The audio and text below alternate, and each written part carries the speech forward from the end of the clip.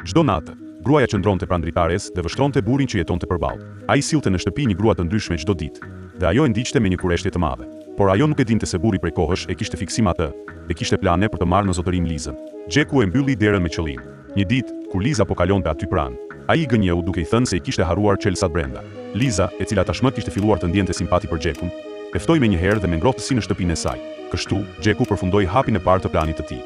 Gjatë bisedës, ai mësoi se Liza ishte shkrimtare. Duke parë shënimet që mbulonin muret e saj, nuk e kurseu as pak lavdërimin, duke i thënë se ishte jashtëzakonisht e talentuar.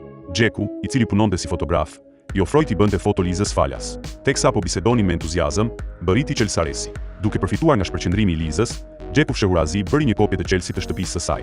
Liza do të ishte pa vetëdijshme për këtë. Së shpejti do të paguante një çmim të dhimbshëm. Ky takim i ndezi një val frymëzimi Lizës, dhe ajo e shkroi historinë e tyre në romanin e saj. Por ajo që nuk e priste ishte se, sapo romani u botua, fitoi një numër të madh fansash. Madje edhe shefi i shtëpisë botuese i ofroi një shumë të madhe parash, duke nxitur të shkruante sa më shpejt vazhdimin për ta bërë romanin edhe më emocionues. Liza filloi të krijonte mundësi për të kaluar më shumë kohë me Xhekun. Një ditë, ajo trokiti në derën e tij, në një atmosferë të paqartë dhe plot tension. Pas një nate pasioni, të dy ranë shpejt në dashuri. Liza u kthye me nxitim në shtëpi për të vazhduar shkrimin, por ajo nuk e dinte se, sapo ajo u largua, Xheku zgjua dhe po thurte planin e tij të radhës.